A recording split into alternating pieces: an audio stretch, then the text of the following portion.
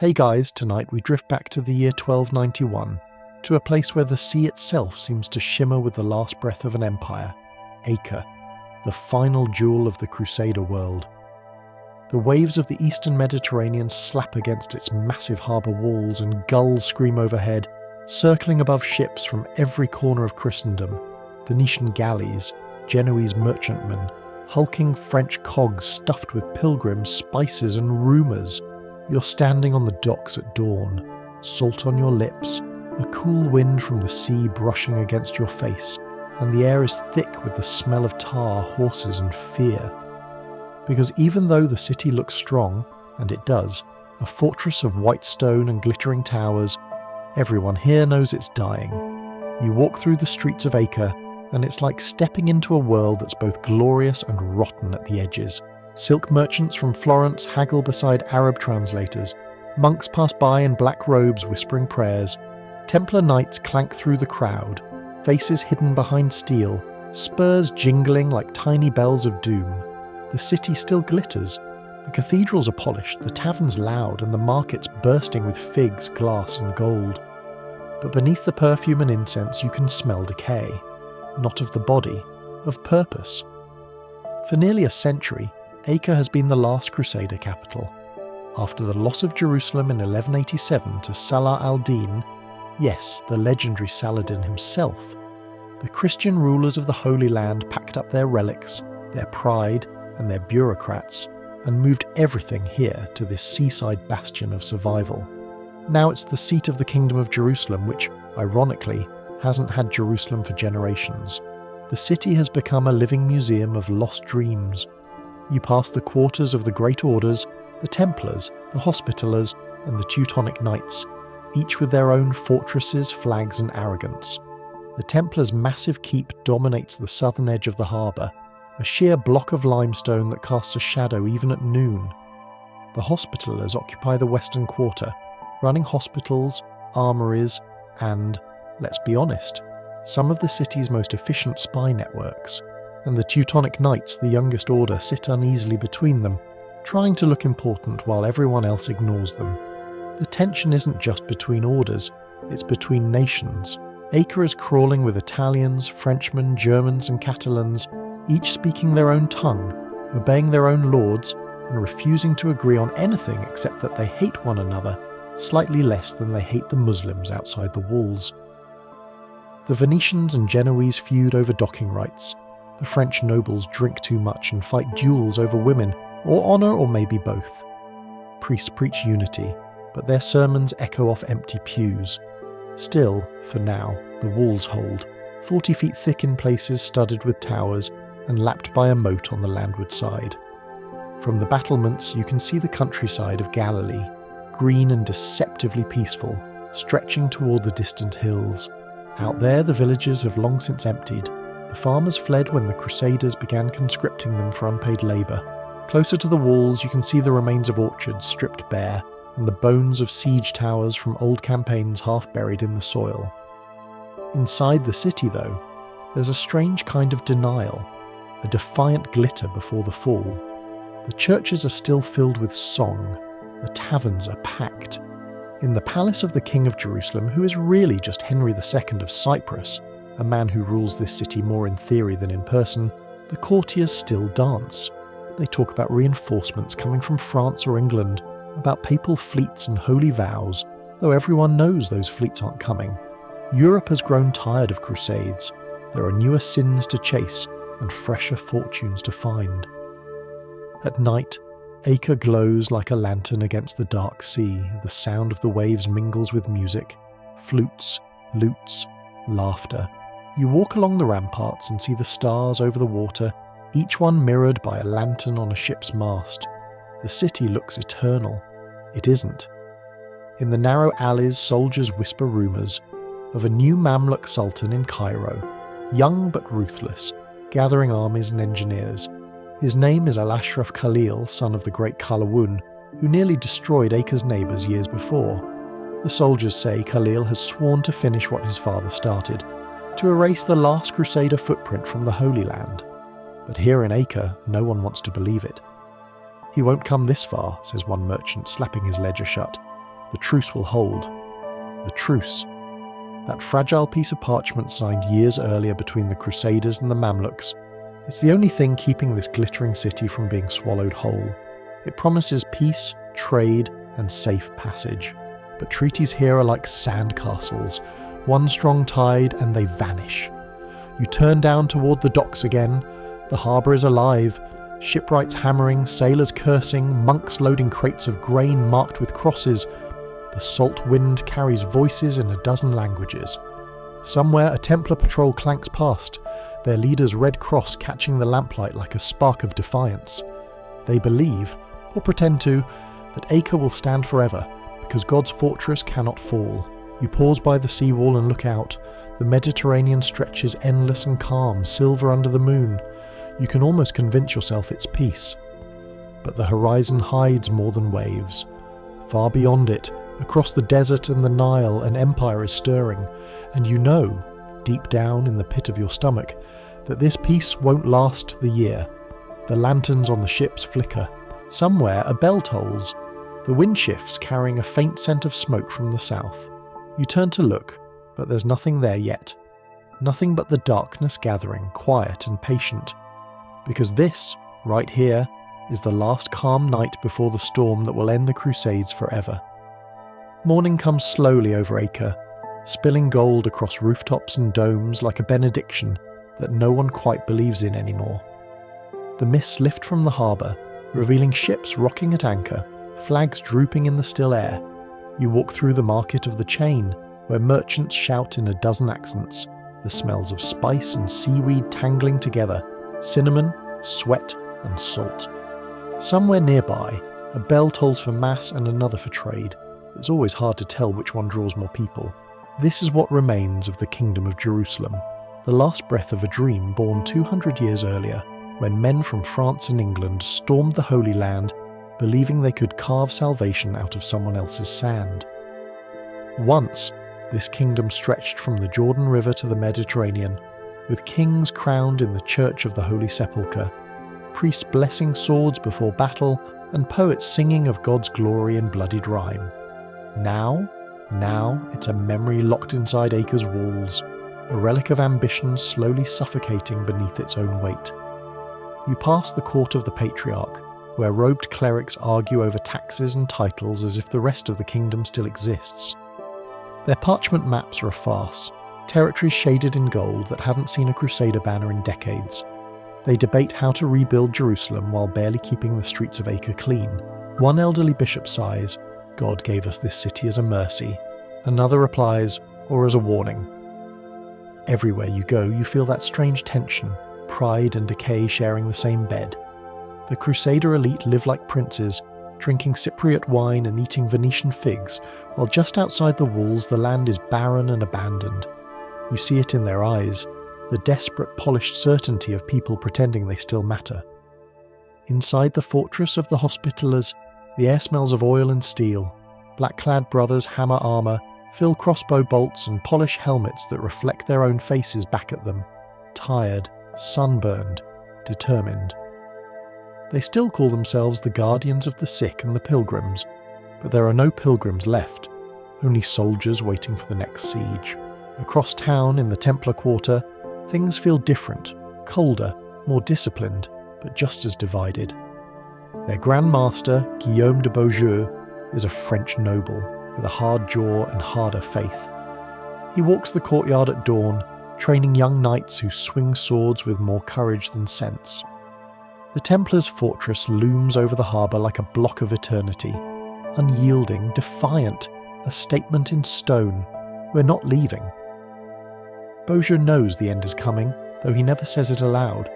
He just sharpens his blade a little longer each morning.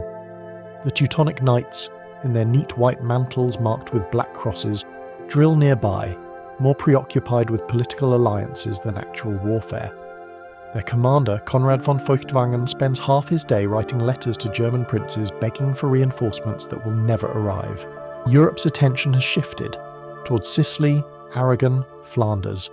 The Holy Land has become yesterday's news, and yet Acre still pulses with energy. The harbour is a blur of trade, ships unloading pepper, silk, ivory and sugar. Dockworkers curse in Arabic, Greek and French. Every tavern brims with gamblers, mercenaries and merchants. The Venetians and Genoese control entire districts, their rivalry so fierce that they occasionally turn the city streets into miniature naval battles. Cannon fire once echoed through the alleys over a dispute about customs taxes. That's how fragile the Crusader unity really is. One spark from their own egos could destroy them faster than any Mamluk catapult. You pass by the Church of St. Andrew, where a priest preaches about the sins of pride, his voice echoing through a congregation that smells of salt and perfume. He warns of divine punishment, of how Jerusalem was lost because of greed and corruption. The people bow their heads, nod solemnly, and then walk straight to the tavern next door. You can't blame them. It's easier to drink than to repent when your entire world is built on contradiction. In a nearby courtyard, children play mock battles, some shouting Deus vult, God wills it, others pretending to be Saracens charging with sticks. Their laughter rings off the walls like an echo from the First Crusade, innocent and terrible. You wonder if they know they're reenacting a story that's almost over. At the royal palace, really more of a glorified mansion, sits the King's Regent, since King Henry II prefers to rule from Cyprus, safely across the sea. The Regent spends most of his days writing polite letters to European monarchs, to Philip IV of France, to Edward I of England, even to the Pope in Rome. The replies, when they come at all, are full of sympathy and zero soldiers. The West is tired of holy wars. The glory has faded into accountancy.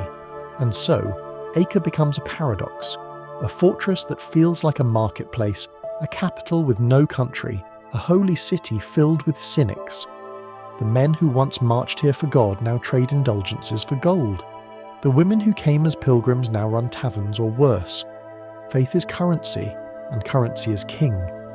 Yet for all its corruption, Acre still stands, a stubborn thorn in the side of every empire that tried to erase it. Its walls are thick, its defenders hardened.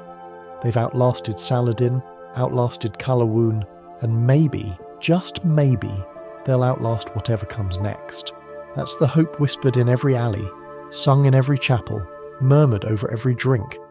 But hope is fragile here, like glass under siege. And somewhere in Cairo, the Mamluk Sultan Al-Ashraf Khalil sharpens the blade that will shatter it. As the sun sets over Acre, you stand on the seawall again. The horizon burns orange, and the harbour glows like a bowl of liquid fire. The bells of Vespers ring, the chants rise, and for one fleeting moment, it almost feels eternal again. The rhythm of waves against stone, the faint hum of life refusing to die. Then a gust of wind blows in from the south, carrying with it a faint smell, dust and campfire smoke. The city keeps singing, unaware that its requiem has already begun. Far to the south of Acre, beyond the dunes and the shimmering haze of the Sinai, another city wakes. Cairo, capital of the Mamluk Sultanate, a place that hums with discipline, devotion, and power. Here, no one wastes breath on dreams of lost Crusader glory. The air smells of iron and leather. The streets resound with the clatter of the hooves and the snap of banners. It is 1290, and the city moves with purpose, like a blade being drawn. You walk through the citadel of Cairo, a fortress perched high above the city, its walls thick and sun-bleached, its towers bristling with watchmen. Below, the streets are a maze of minarets, markets and mosques, the living heart of Islam's greatest military machine. Slaves turned soldiers, the Mamluks rule here, men born in the Caucasus or Central Asia, sold as boys, trained in obedience, and raised into an army so disciplined it terrifies the world. They have no kings by blood, only those strong enough to seize the throne. Inside the citadel, the new sultan, Al-Ashraf Khalil ibn Qalawun, stands before his court. He's young, barely in his 30s, with sharp eyes and a restlessness that refuses to sit still. His father, Sultan Qalawun, had spent years driving the Crusaders from their coastal fortresses, capturing Tripoli and leaving only Acre to defy him. When Qalawun died in 1290, his son swore he would finish what his father began. "The cross has stood too long in our lands," Khalil says, his voice like a drawn bow. "We will cast it into the sea." The courtiers murmur their approval, but it's the emirs, the generals and commanders of the Mamluk regiments, who matter. Hardened men, scarred from years of war, they nod grimly. They know the campaign won't just be about vengeance or piety, it's about unity. For decades, the Mamluk elite have fought among themselves. Palace intrigues, assassinations, betrayals whispered under minarets. A holy war, a final victory against the infidels, will silence dissent and make Khalil unchallengeable. Outside, in the barracks, the Mamluk army drills from dawn to dusk. The earth trembles under the weight of horses. Arrows whistle through the air like a storm of wasps. Blacksmiths hammer swords that flash in the sunlight, each strike ringing like a prayer. Catapults are built, tested and dismantled for the march ahead. The smell of sweat and pitch fills the courtyards. Every man knows what's coming. In the mosques of Cairo, imams preach sermons of righteous conquest. They remind the faithful that Acre is not merely a city, it is a wound. For nearly 200 years, one imam cries from the pulpit, the unbelievers have defiled our shores. They came in arrogance, carrying the cross as a sword. But God is patient. His justice comes with time. The crowd shouts, "Allahu Akbar," in thunderous unison, the cry echoing through the city like the first note of a coming storm. You move among the markets where the people whisper about the Sultan's new war.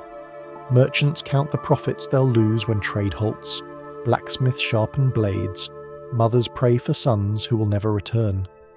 The city's walls are plastered with proclamations bearing the Sultan's seal. Commands to muster men, gather food, forge arms.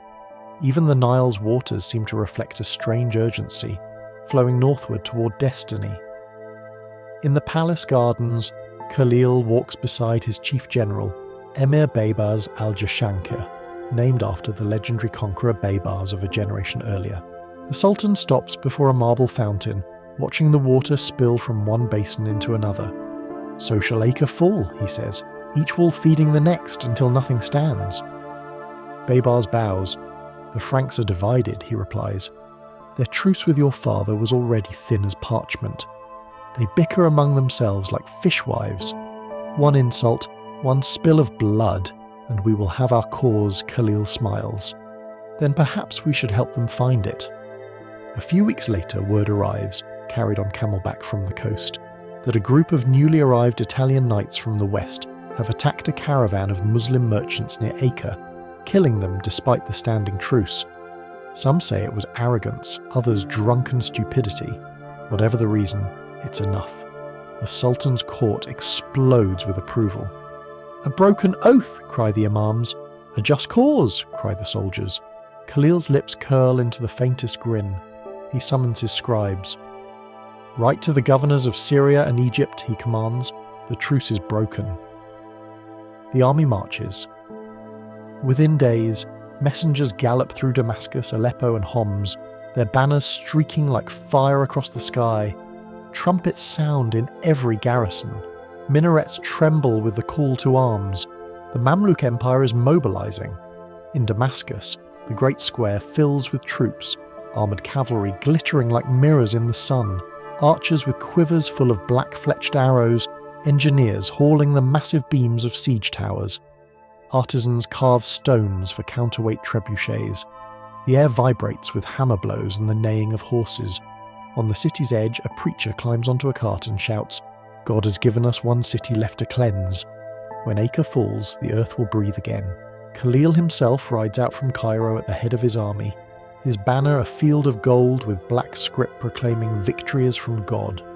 Behind him march tens of thousands, Mamluk cavalry, Bedouin auxiliaries, Turkish archers, Sudanese infantry, and squadrons of engineers dragging machines that creak and groan like living beasts. The procession moves north through the desert, a ribbon of dust stretching to the horizon. They march by day beneath the blazing sun, and camp by night under skies jewelled with stars. Fires dot the sand like constellations on earth. The soldiers sing old songs of conquest, of Hattin, of Jerusalem, of victory written in flame. and at the front of it all, Sultan al-Ashraf Khalil rides in silence. His eyes are fixed northward, toward the sea, toward Acre. He knows what his father began. He knows what history expects, and he intends to deliver it, not just for vengeance, but for immortality.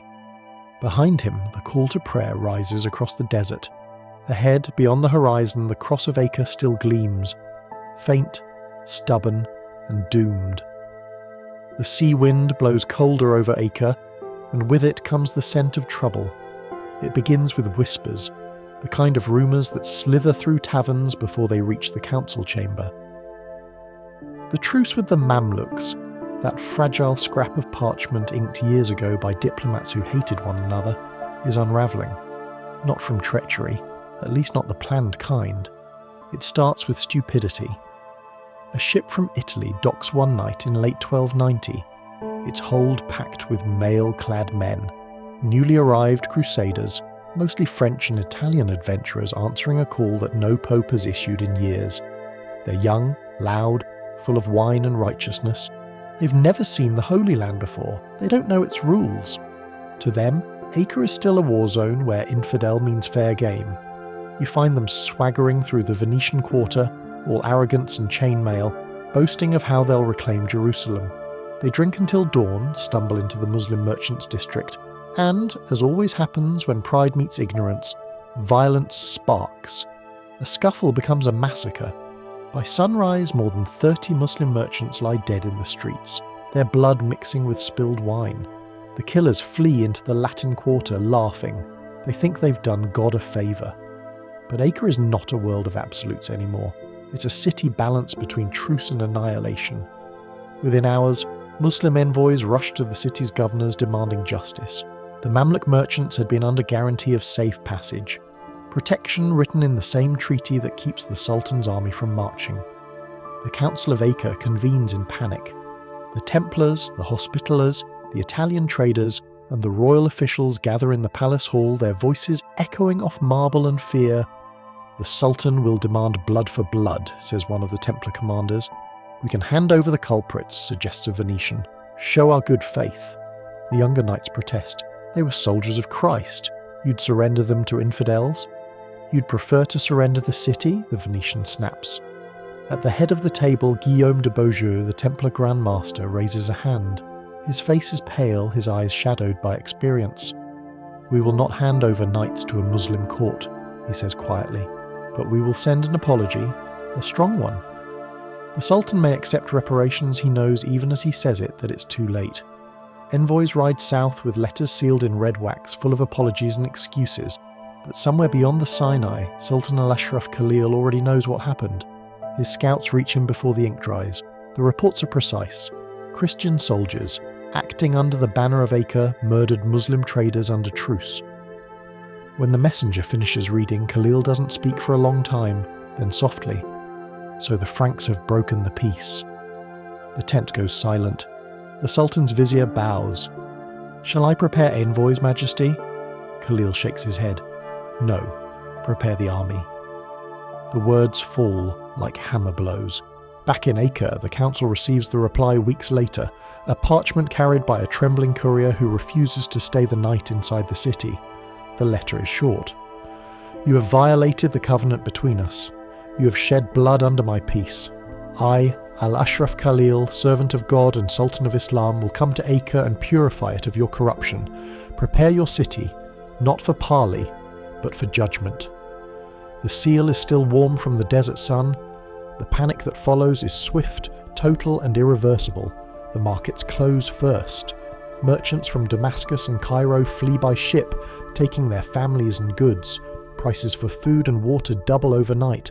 Refugees pour in from nearby Haifa, Sidon and Tortosa, terrified farmers seeking safety behind Acre's great walls. The streets clog with wagons, goats and despair. The city's bells ring day and night, summoning soldiers to the ramparts. The Hospitallers begin fortifying their quarter, repairing catapults and sealing granaries. The Templars move their supplies to their keep by the harbour, a fortress within a fortress. The Venetians and Genoese, bitter rivals even now, argue over control of the docks. Everywhere, carpenters work by torchlight. They drag timber into the streets to strengthen barricades. Blacksmiths hammer helmets until their hands bleed. Children carry stones to the battlements in little baskets, their faces grim under the weight of a siege they can't yet imagine. And in the churches, the priests light candles and chant litanies. The words echo up into the night, rising above the city like smoke from a burning heart. Lord, deliver us from the sword. But faith alone won't save them. From the ramparts, you can see the desert horizon to the south, glowing faintly red at dusk.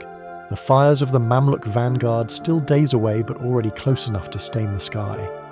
The Templar Grand Master walks the walls with his captains, his cloak snapping in the wind. They'll come with everything they have, one says. Good, Beaujeu replies, then we'll have no regrets. He stops by a tower and places his hand on the cold stone. These walls have seen 100 sieges. They'll see one more down below in the harbour. The ships begin to prepare, not for trade, but for escape. Wealthy merchants and noble families whisper about Cyprus, about sailing before the army arrives. Others stay, too proud or too poor to flee. The smell of pitch fills the air as soldiers tar their shields. The night grows heavy with the sound of hammering, prayer and fear. And then one morning, from the top of the king's tower, a sentry shouts. Across the plain, a thin line of movement glints in the sunlight. Armour, banners, the shimmer of steel on the march.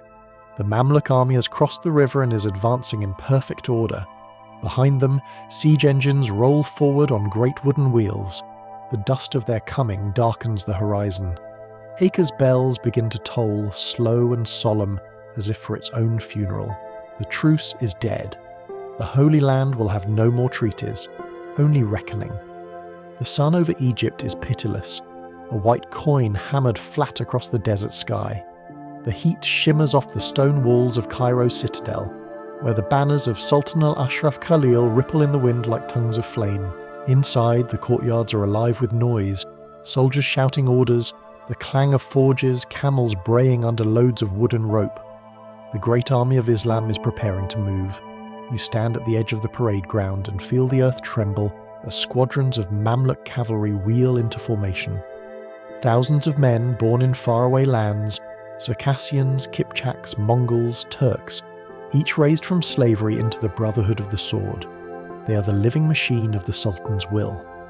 Their armour flashes silver under the sunlight, chainmail hissing as they move, turbans bound tight under steel helmets. The smell of oil, sweat and hot iron clings to the air. The emirs ride at the front, their cloaks trimmed with gold, their horses draped in embroidered barding.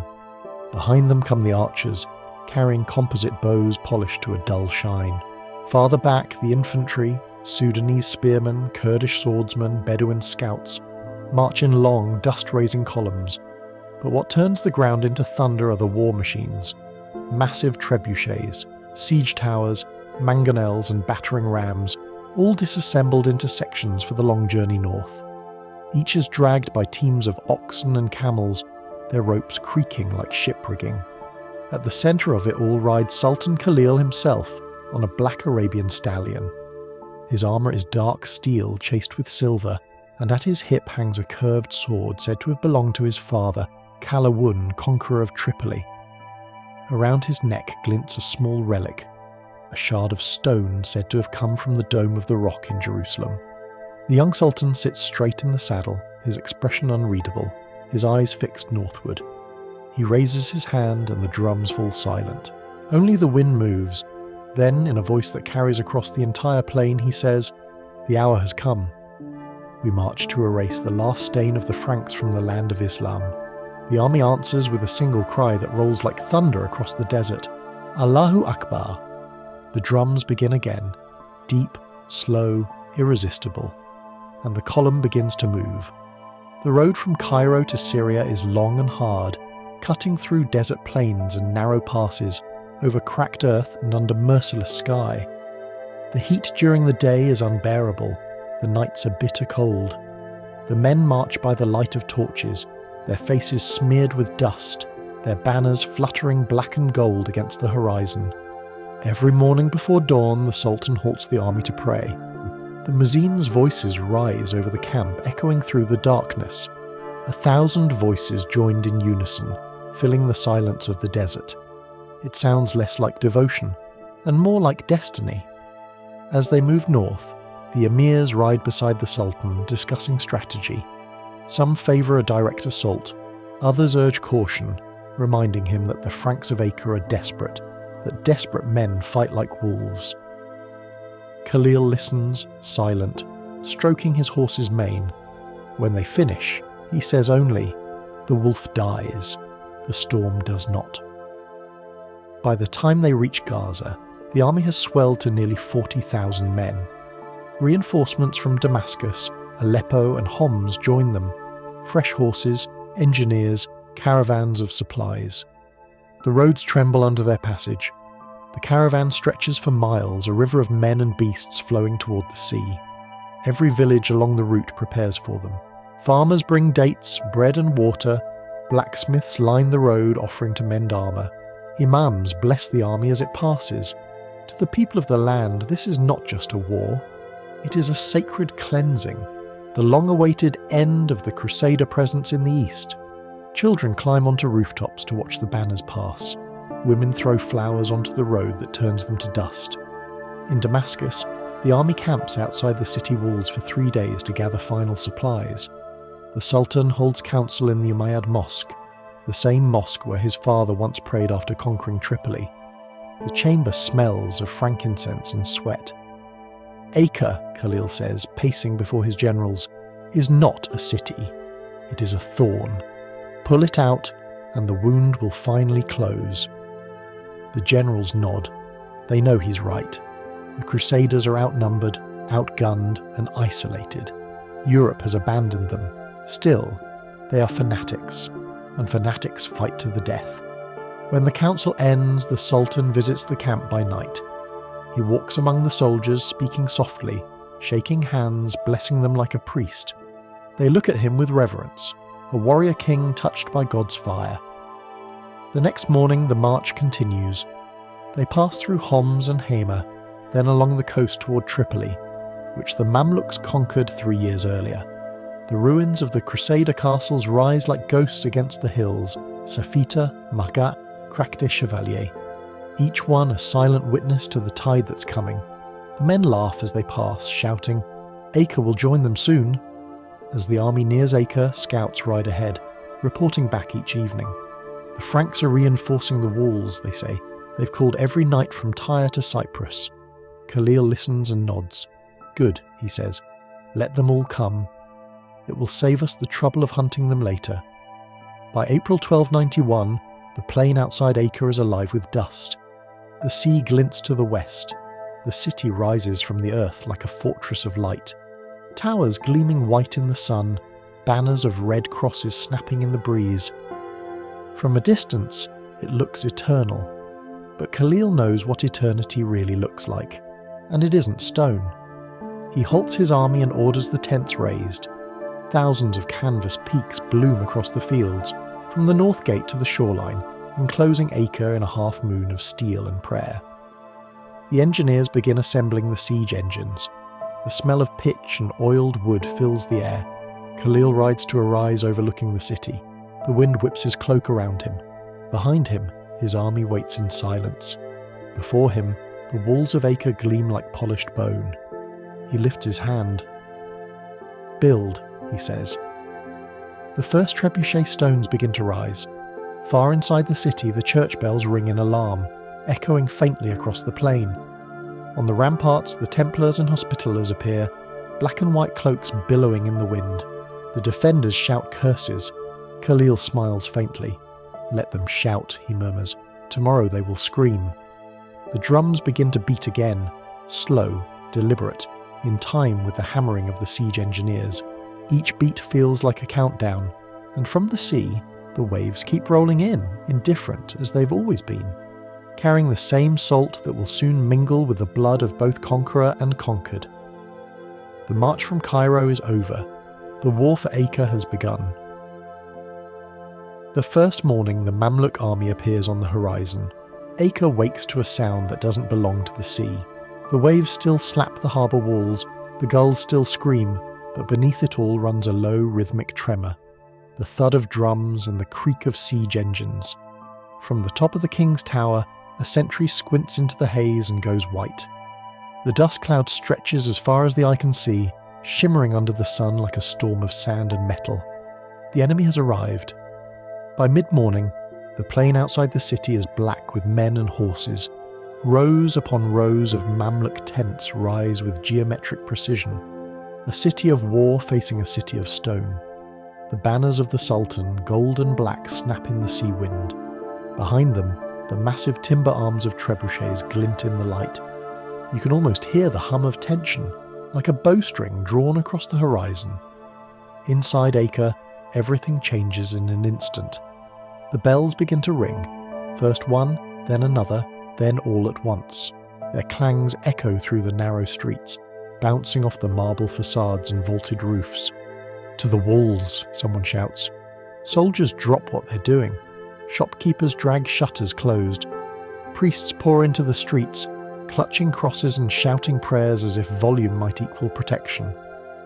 You walk through the chaos and feel the panic spreading like fire. The Templars rush to their fortress by the harbour, their white mantles streaked with dust. The Hospitallers march toward the northern gate, black cloaks fluttering, faces set. Even the Teutonic Knights, often derided as bureaucrats in armour, move quickly to man the towers near St. Anthony's Gate. Everyone knows where they belong and what's at stake. The civilian population, though, doesn't. Families pour into the streets dragging bundles, shouting for relatives. Refugees who fled here from Haifa and Tyre now find themselves trapped again. The harbour becomes a frenzy.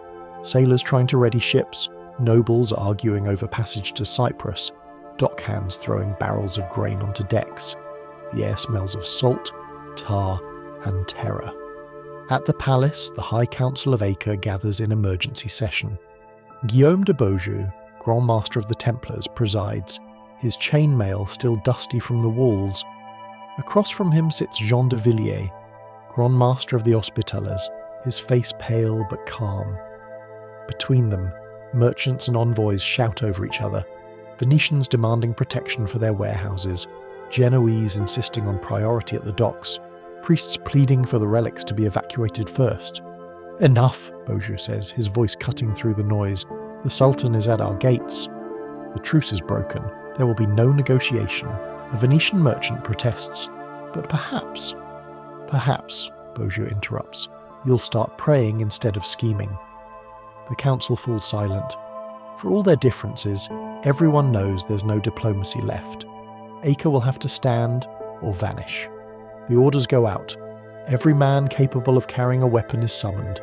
The city's walls, nearly 3 miles around, must be manned day and night. The towers are stocked with stones, arrows, boiling oil, and pitch. Blacksmiths hammer furiously, sparks lighting the alleys like fireflies. Women and children fill buckets at the wells, forming chains to bring water to the ramparts. Even monks take up spears. That night, the defenders light signal fires along the walls. From the sea it looks like a necklace of flame encircling the city. Inside, though, the light feels thin and brittle, a fragile halo against the darkness gathering outside. The Mamluks make no move that first night. Their camp glows red in the distance, a horizon of flickering torches. The sound of drums drifts over the plain, steady, patient like a heartbeat that never stops. Some of the younger knights joke that the enemy's waiting for a sign from heaven. The older ones know better. The Mamluks don't need signs, they need time. Inside the city, fear turns into routine. The Templars patrol the sea walls, their armour glinting faintly in the moonlight. The Hospitallers oversee the wounded already trickling in from minor skirmishes outside the gate. In the churches, priests chant psalms through the night, their voices quivering but unbroken. You stand on the northern wall, staring out across the no-man's land that separates Acre from the enemy camp. The air smells of oil and smoke. You can see their watchfires stretching to the horizon, a sea of stars on earth. Occasionally a horn sounds, a single long note that fades into the night. It feels less like war and more like an approaching storm testing the wind. Below you, the city is restless. The harbour is still full of ships, Venetian galleys, Genoese cogs, Cypriot transports. But each night, a few slip away under cover of darkness, carrying merchants, nobles, priests, and their treasures. By dawn, more docks lie empty. The people notice. "They're leaving us," a fisherman mutters as he stares at the disappearing sails. "No," says his wife, though her voice trembles. "They'll come back with help." But you know better. Europe isn't coming. No kings, no fleets, no salvation. Acre stands alone. The Sultan's emissaries arrive the next morning. 2 riders under white flags, their robes gleaming in the sun. They stop just outside bow range and shout in Arabic, their voices ringing across the field. The Sultan offers mercy to those who surrender now. Resist and none shall live. A Templar archer beside you spits over the parapet. "Tell your Sultan," he calls back, "that mercy died at Jerusalem." The riders exchange glances, then turn their horses and gallop away. Within minutes, Mamluk engineers begin marking lines in the sand, the foundations for siege engines, trenches and tunnels. The sky fills with the cawing of crows, circling in lazy loops over the plain, as if waiting for the feast to begin. Inside the walls, the bells toll again. The blacksmiths work harder, the prayers grow louder. Hope becomes something you don't talk about. Just carry like a stone in your chest. That night, as you walk the ramparts, a hospitaller beside you murmurs, "Do you think they'll breach us quickly?" You shake your head. "No, but they will breach us." He laughs softly. Not mockery, just exhaustion. "Then let's make them remember it." The 2 of you stand in silence, watching the fires of the enemy flicker in the distance. They seem almost beautiful, so ordered, so calm, so certain. And then, for the first time, you hear it, a faint creak, followed by a dull thud, like a heartbeat amplified by the earth itself. The first trebuchet is being tested. You close your eyes. The storm has begun to move.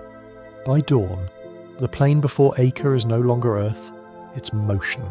The horizon writhes with men, horses and banners, a living tide that stretches from the sea on the west to the marshes on the east. The ground trembles beneath the weight of it all. Sultan al-Ashraf Khalil's army has arrived in full. You climb the northern battlements, squinting through the haze. The air is already thick with dust, a grey-brown veil rising from the movement of thousands of hooves. Above the noise of the surf comes another sound, the low, continuous roar of an army assembling. It's not chaos, it's coordination, rhythm, precision. The Mamluks don't move like a mob, they move like a single organism. At the centre of the vast field, beneath a gold banner embroidered with Quranic verse, the Sultan's great pavilion rises, a canopy of black and crimson silk that gleams in the sunlight. Around it stretch rings of smaller tents, each one flying the emblem of an emir or commander. Beyond those tents stand rows of war machines, trebuchets, mangonels, siege towers, and massive rams tipped with bronze. The air hums with hammering, the clink of chain, the bark of orders shouted in Arabic and Turkic. From the ramparts, Acre's defenders watch in silence. The city's bells have fallen still. The wind alone moves now, carrying the faint scent of pitch and sweat. Guillaume de Beaujeu, the Templar Grandmaster, leans on his sword beside you, his expression unreadable. His white mantle flaps against the wind, the red cross bright as a wound. "They're building a city out there," he murmurs. A hospitaller next to him spits, then will turn it into a graveyard. But the humour dies quickly. Everyone knows the truth. There are perhaps 30,000 Mamluk soldiers arrayed before them, professional warriors, veterans of Tripoli and Crac des Chevaliers. Acre's garrison numbers barely 12,000, and half of those are merchants, townsmen and priests holding spears for the first time. As the morning sun climbs higher, the Mamluk drums begin. The sound is deep, steady, inhumanly synchronized. Boom, boom, boom, the heartbeat of an empire. The soldiers move in response, spreading across the plain like the opening of a fan. Cavalry in glittering armour ride in tight lines, their lances catching the light like reeds in the wind. The infantry follows with shields of wicker and wood, carrying long spears and curved swords. Then come the engineers, hauling great beams of timber wrapped in wet hides. They drive stakes into the ground, measuring distances, marking arcs for catapult fire. The Sultan's camp swarms like a hive. every man with a task, every motion practiced. In the Sultan's pavilion, Khalil himself watches from a carved wooden chair. His eyes are cold and sharp, reflecting the walls of Acre in miniature. "They've held this coast for 200 years, he says to his general, Baybars al-Jashanka. "Every stone of those walls has been bought with Muslim blood. It's time we collect our debt Baybars bows low. The debt shall be paid, Majesty, in full." Khalil lifts a jewelled goblet, drinks deeply and points toward the city. "Tell the men, not one stone is to remain upon another. I will leave nothing for them to rebuild." His general nods, then rides out, his voice booming across the field as he issues orders. Within moments, the first battering rams are wheeled forward, the first siege towers erected. Hundreds of men swarm up ladders, hammering, binding, hauling. The smell of tar and burned wood fills the air. From Acre's walls, the defenders can see it all. The sight is hypnotic, like watching the end of the world being constructed by hand.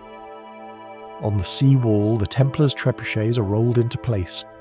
Their crews, bare-armed and grim, adjust the ropes and counterweights. The Hospitallers, further north, prepare their mangonels with buckets of stone and iron. The city's archers line the parapets, arrows nocked, eyes narrowed. When the Sultan's first signal horn sounds, a long, low moan that cuts through the air like the cry of some colossal animal, the plain erupts into motion. Siege engines lurch forward, horsemen gallop along the flanks, banners streaming. The first stones launch skyward with a sound like thunder cracking open. A heartbeat later, Acre's walls shudder. A section of the outer parapet splinters, sending dust and shards flying. A second rock crashes into a tower, shaking the masonry loose. The defenders respond instantly. Arrows hiss down from the ramparts, mangonels creak and snap, hurling counterfire into the Mamluk lines. One siege tower bursts into flame. The soldiers atop it scream as it collapses. The crowd on the walls cheers. Briefly, for every machine destroyed, 3 more take its place. The bombardment continues all day. The sun beats down mercilessly, baking armour and drying blood. By dusk, the outer fields are littered with broken ladders, shattered shields and corpses. The Mamluks withdraw to their camp, their drums still pounding faintly in the dark. Inside Acre, the defenders rush to repair the damage. Masons work by torchlight, hauling stones and mortar to fill the cracks. Women and children carry water to the walls. The priests move among them, offering blessings, their voices hoarse from chanting. In the Templar command hall, Beaujeu unrolls a map of the city. His captains stand around it, faces lit by flickering candles. "They'll focus on the northeast corner," he says. "That's where the walls are oldest. We'll rotate the garrison every 4 hours." No one sleeps more than that a younger knight, blood still crusted on his tunic, asks quietly, "Will anyone come to help us?" Beaujeu looks up. "No," he says, "but that's not why we fight." Outside, the night settles like ash. From the ramparts, you can see the Mamluk campfires burning in neat rows, thousands of them, glowing red under the stars. It looks almost peaceful, if you forget what's coming. Then, in the distance, a single horn sounds again. Another follows, then a third. The wind carries the faint echo of a voice, a muezzin calling the army to prayer. Tens of thousands of men bow toward Mecca, their armour gleaming under the moonlight. From the walls, the defenders watch in silence. It is an unnerving sight. The army of your enemy, disciplined, devout, unshakable. When the prayers end, the fires dim. The desert grows quiet. Only the sea keeps moving, whispering against the harbour walls. In that silence, you realise something. The city has never felt smaller, and tomorrow the storm will begin in earnest. By the third morning, the siege of Acre no longer feels like a battle. It feels like a construction project built by the apocalypse itself. The plain beyond the city walls has transformed into an open-air machine of war. Every moving part tuned to one purpose: to grind stone, faith, and flesh into dust. You stand on the northern wall, squinting through the rising haze. The sun climbs over the horizon, glaring off 100,000 iron fittings. The air smells of tar and sweat. Down below, the Mamluk engineers are already at work, their chants and hammer blows drifting upward like a rhythm older than language. From here, you can see their siege towers taking shape, monstrous things of oak and palm trunks, layered with soaked hides to resist fire. They move slowly, inch by inch, on huge wooden wheels greased with animal fat. Each tower stands nearly as tall as Acre's outer walls, topped with platforms where archers and crossbowmen can rain death from above. Behind them, teams of oxen drag the great trebuchets into position. You count them, 1, 2, 3, 12, 20, 30. Each one is the size of a small house, its counterweight beams swaying in the air like a serpent's tail. The Mamluks name them with grim poetry: the Thunderer, the Lion of Islam, the Widowmaker. Every few minutes one fires. You hear the creak, the sharp crack, then the deep, awful hum as the stone arcs through the sky. The projectile's shadow passes over you, brief and black, before it slams into the wall with a sound like the earth itself groaning. The defenders respond as best they can. The Templars and Hospitallers have their own engines, smaller, weaker, but quick to reload. Their mangonels hurl rocks, barrels of oil, even dead animals into the Mamluk ranks. The air fills with the roar of machinery, the crash of impact, the screams of men and beasts crushed beneath rubble. "Pour!" shouts a Hospitaller officer, and a team of soldiers tips cauldrons of boiling oil down the wall, turning the nearest siege ladders into pillars of fire. The flames rise high, and the wind carries the stench of burning leather and hair. But the Mamluks don't flinch. For every soldier that falls, 2 more take his place. Their discipline is mechanical, terrifying. You watch them move in waves, archers advancing under shields, engineers replacing shattered planks, water carriers dousing flames.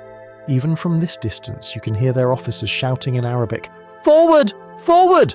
For the Sultan and for God!" Inside the city the sound never stops. The bells toll without pause, marking each new breach, each fallen tower.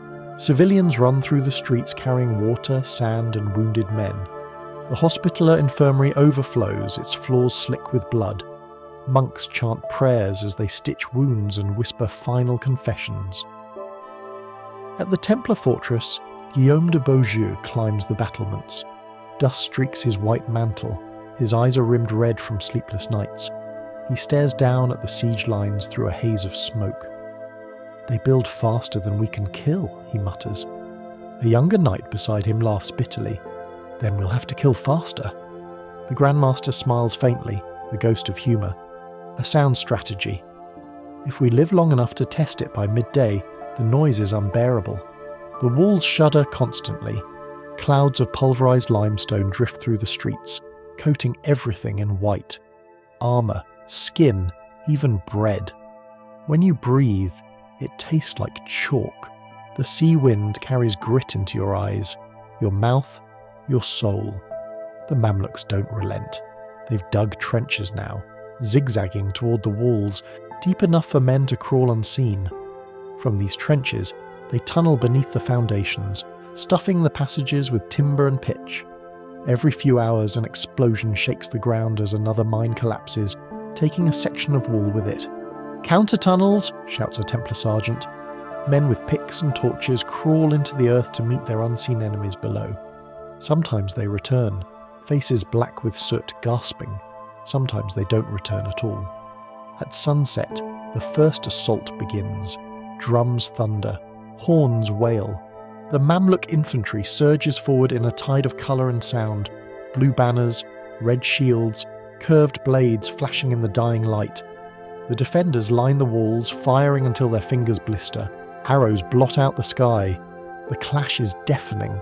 Scaling ladders slam against the walls. The first wave of attackers climbs fast, screaming prayers, only to be cut down by swords and axes.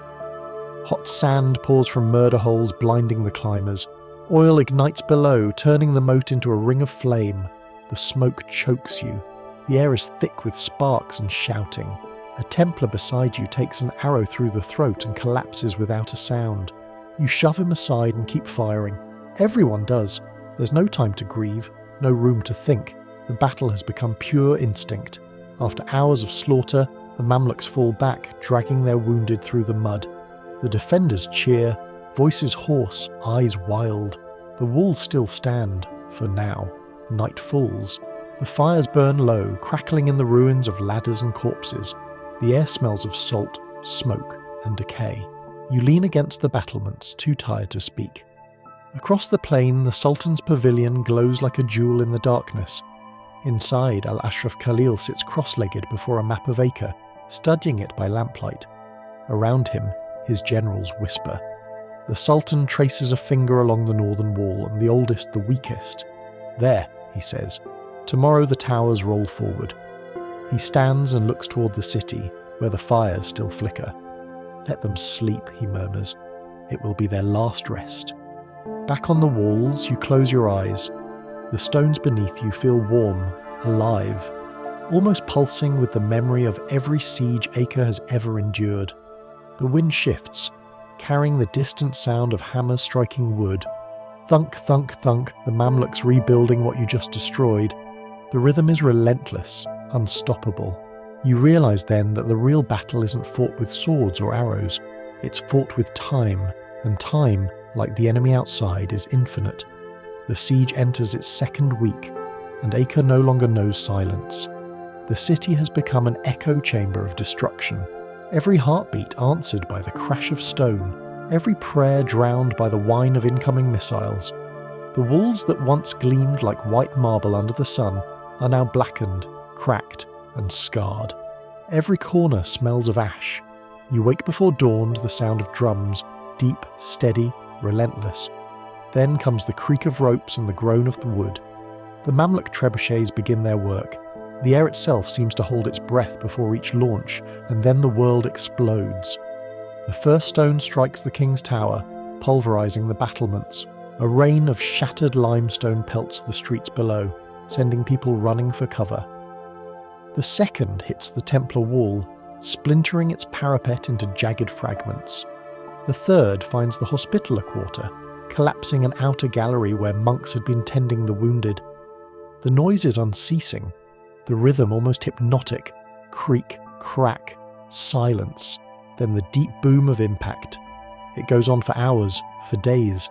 The walls groan like a living creature in pain. From the ramparts you see the Mamluk lines shifting with clockwork precision. Their siege towers inch closer every day, their front ranks protected by huge mantlets of woven reed and oxhide. Behind them, the trebuchets reload again and again, their crews working in perfect rhythm. Every strike shakes dust from the ceilings of houses deep within the city. Inside Acre, the streets are chaos. Rubble clogs the alleys, fires flare from falling lanterns. The citizens run carrying buckets of seawater, their clothes streaked with ash and blood. The Hospitaller hospitals overflow with the wounded. A monk, sleeves rolled to his elbows, wipes blood from his face and murmurs, "God gives us strength, but never enough." The Templar Grandmaster, Guillaume de Beaujeu, moves along the ramparts like a man made of stone. His armour is battered, his white mantle smeared with soot.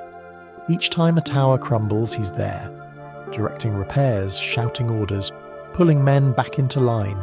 When an arrow lodges in his shoulder, he doesn't flinch. He yanks it free and tosses it aside. "The walls bleed," he says, "but they still stand." The Mamluks answer with fire. Flaming stones arc through the sky, trailing tails of smoke. They crash into the city's rooftops, igniting wooden beams and awnings. Soon the inner districts burn. The wind carries the smoke across the sea, blotting out the horizon. At night, the bombardment doesn't stop. The trebuchets launch by moonlight, the counterweights glowing red in the firelight. The sound becomes part of you, the constant hum of destruction that replaces the heartbeat of the city. Sleep comes in snatches, between impacts. You dream of falling walls, of towers leaning like drunks, of the earth itself breaking apart. On the fifth night of bombardment, a section of the northern wall gives way with a scream of stone. The collapse shakes the entire quarter. From the rubble rises a cloud of dust thick as fog, swallowing torches and shouts alike. For a moment the defenders fear the enemy has breached, but the Mamluks hold back, testing, watching. At dawn, you stand before the gap. It's 20 feet wide, the edges jagged and crumbling. Men swarm over it, hauling beams, sandbags, anything to fill the void. A group of monks forms a bucket chain, pouring mortar with trembling hands. The Grand Master appears again, face grey with fatigue. "Rebuild it," he says simply, and they do, even as stones continue to fall around them. The civilians still in Acre have stopped asking questions. They live underground now, huddled in cellars and crypts. The only light comes from the fires above. Mothers clutch children too terrified to cry. Old men whisper prayers that turn into coughs. In one corner, a girl sings softly, a lullaby in Occitan, her voice trembling over the noise of bombardment. Outside the walls, the Mamluk camp moves like a living sea. Soldiers haul ammunition, blacksmiths hammer arrowheads, cooks stir great cauldrons of lentils and meat. Life there feels methodical, almost cheerful, the confidence of men who know time is on their side. In his tent, Sultan al-Ashraf Khalil studies a map spread across a table. His generals report that the outer defences are weakening. "Good," he says. "Let them break their backs rebuilding. The more they fix, the more we'll destroy." He sends a messenger to the city under a flag of truce, offering mercy once again. The envoy stands within arrow range and shouts, "The Sultan offers peace if you surrender the city and yourselves." From the ramparts, a Templar shouts back, "Tell your Sultan we already live in heaven." The messenger bows mockingly and rides away. The Sultan gives a single command, "Red stones next." A few hours later, the trebuchets change their payload. The new stones are coated in pitch and wrapped in cloth soaked with oil. When they strike, they burst into flame. Acre's walls begin to burn. The heat is unbearable. The air smells of charred stone and flesh.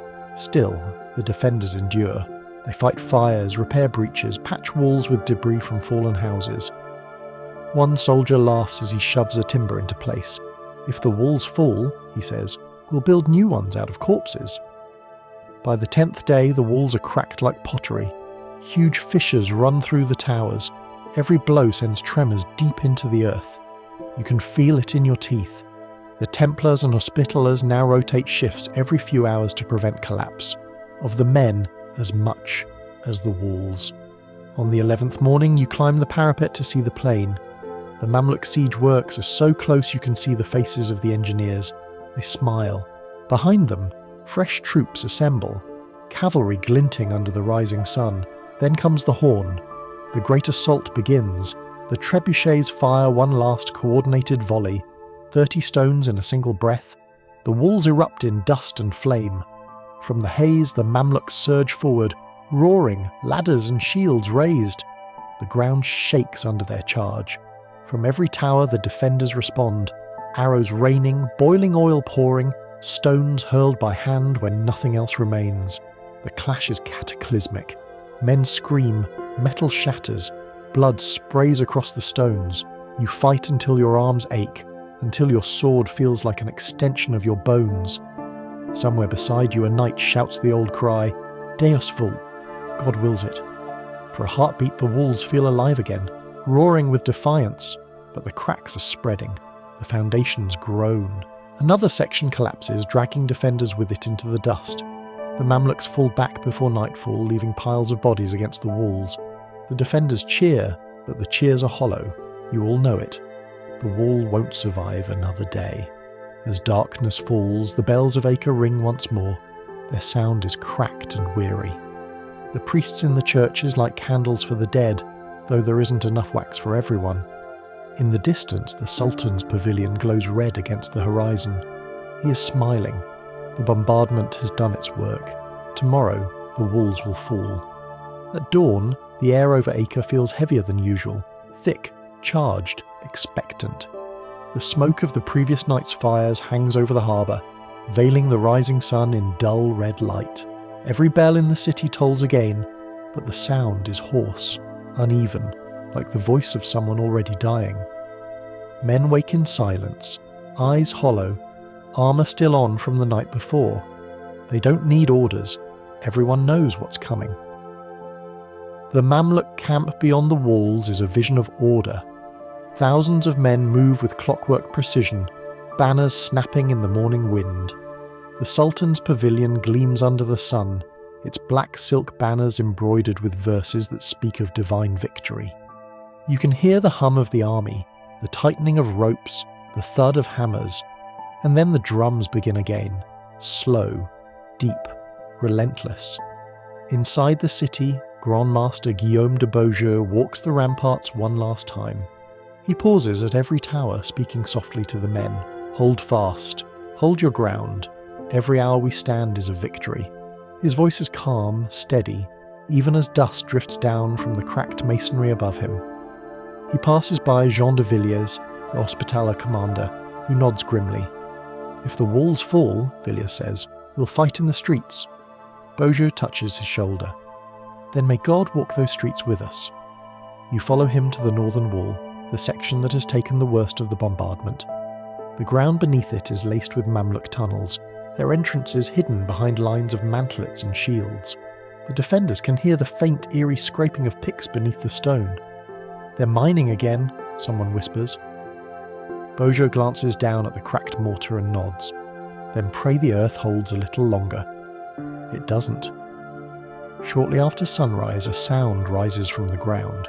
A deep, hollow whoomph, followed by a rumbling that grows into a roar. The earth itself convulses. Men stagger as the wall shudders violently. A moment later, the northern tower erupts upward in a geyser of smoke and dust. Stones the size of wagons hurtle through the air. The blast swallows everything: sound, sight, thought. When the dust clears, the wall is gone. A gap nearly 50 yards wide yawns open, filled with rubble and flame. Through it, you can see the Mamluk army, already surging forward in perfect formation. Their banners rise like a tide. "To arms!" shouts Beaujeu, his voice echoing through the chaos. The defenders scramble, dragging ballistae, overturned carts and barrels to form makeshift barricades. Archers line up on the broken edge, loosing arrows so fast the air hums. The first Mamluk wave hits like a storm. The clash is immediate and brutal. The Templars and Hospitallers meet the attackers hand to hand among the rubble. You can hear the crunch of armour, the scream of steel against steel, the wet crack of bone. Men slip in blood and dust. Arrows fall like rain. Beaujeu fights near the front, his white mantle torn and streaked with soot. He swings his sword with precision born of decades of battle, cutting through the first line of Mamluks. "Push them back!" he shouts. His voice is still clear, still commanding. For a moment the defenders rally, but the Sultan's men keep coming.